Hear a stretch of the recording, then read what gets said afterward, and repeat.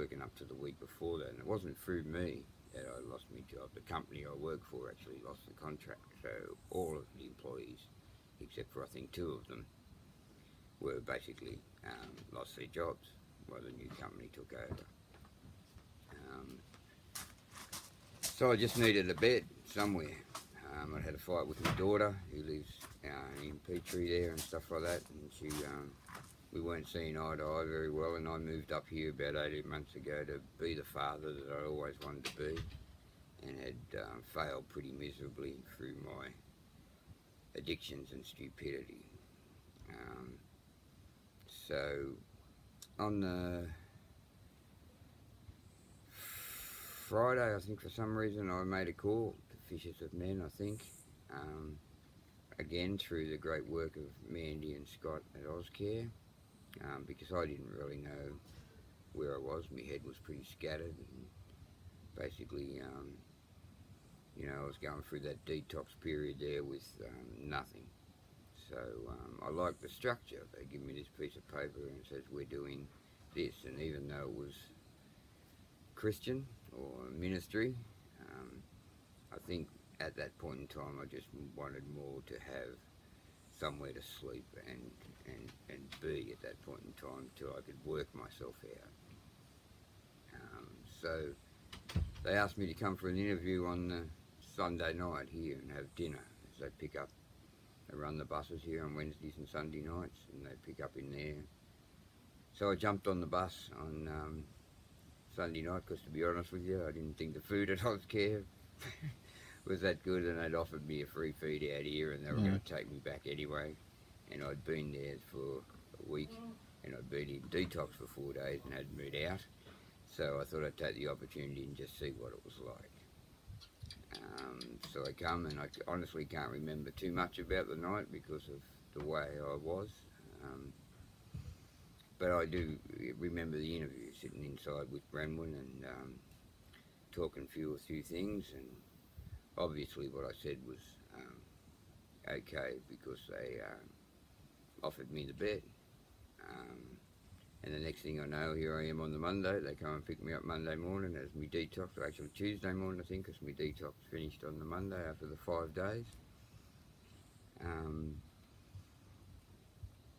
And now I am in stage 1 in Lorimer Street.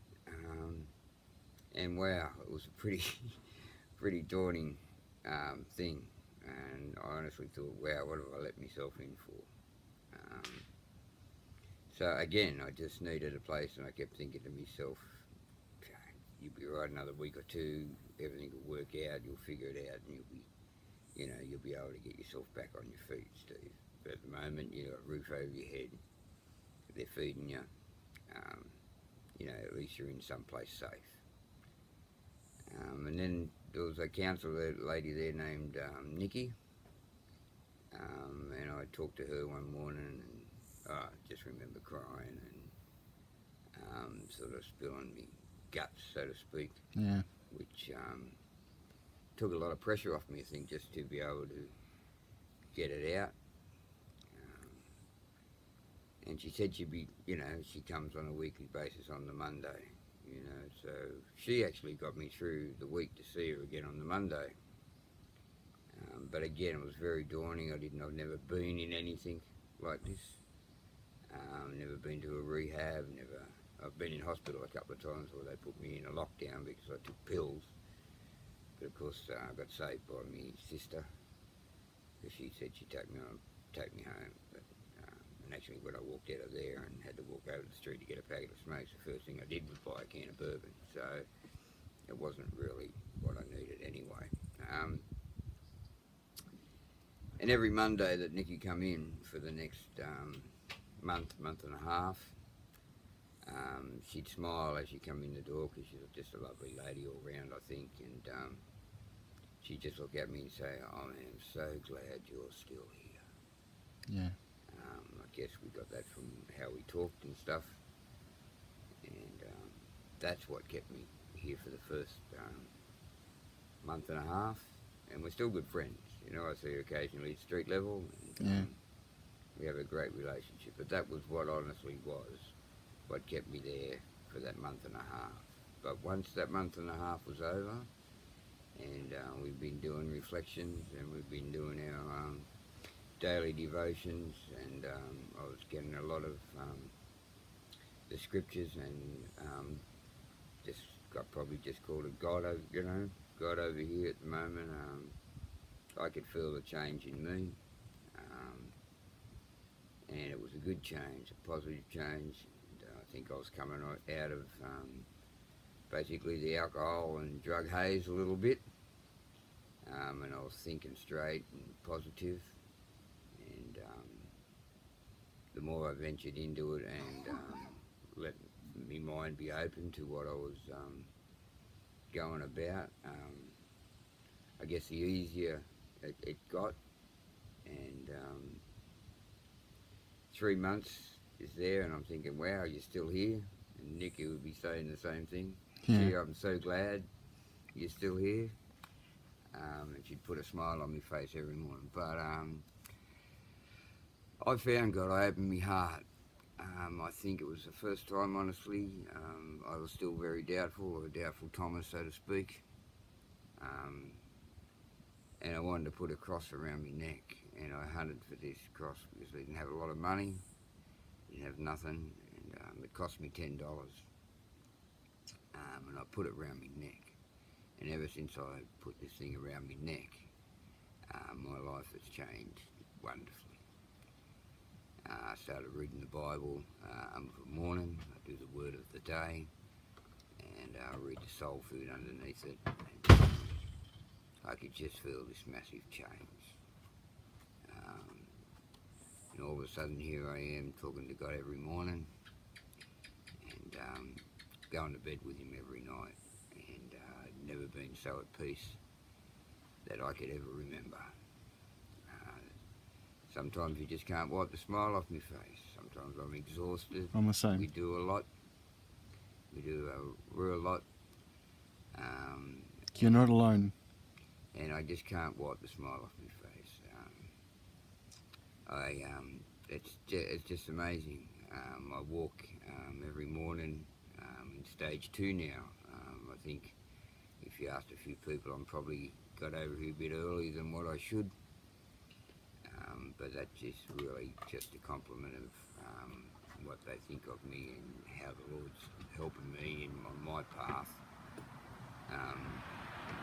to be who I am. This is the best I've felt since I can ever remember. And I don't know, honestly, if I've ever felt this good. I guess when I was younger and getting bigger and played sport, and we had some great times and do that. But I think, as I said, I've never ever been this much at peace.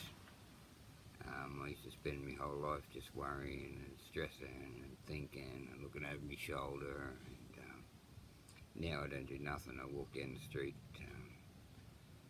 with my shoulders back and comfortable in myself. And it's just it's amazing. I still was having second thoughts about my family because, as I said, I'm the last of 8 kids. And since just before Christmas, probably a little before the beginning of December, back in touch with my daughter, and she said she loves me and she's proud of me. And our daddy didn't that kick butt. That was just beautiful. I've now been in touch with every member of the family, and they're all proud of me. I guess they were a little worried about who I was and what I was doing anyway, but in my haze, I never thought it, and as I said, I kept myself away from it. So it just seems nowadays that it's not that I can't do wrong. I still get a bit frustrated sometimes and stuff like that, but it's just the flesh at the moment, as we call it. But I just talk to the big guy up there. I call him the big guy most of the times, and I love him from the top of my head to the tip of my toes, and he's my heart and my soul and my whole being. And I'm just grateful, humble. In His grace, we're just talking about grace out the back there. And it's just a wonderful thing, and I think it's the best thing that I've ever done, And as I said, I'm in a month and a bit. I turned 56, you know, and I used to think in the beginning, well, this is your last shot, Steve. If you don't do it this time anyway, you're pretty got. But I don't even think anything like that anymore. Okay,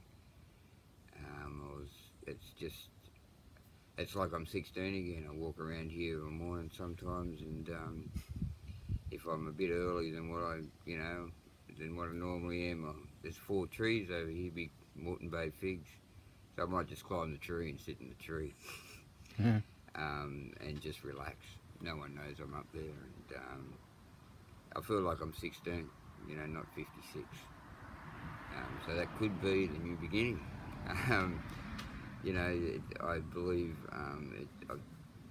I believe in. It's not that I don't believe, but I'm amazed and I'm overwhelmed with just how the Lord has affected me in every way. It is just totally amazing, really, totally amazing. So my plan right now is to be a success in everything I do.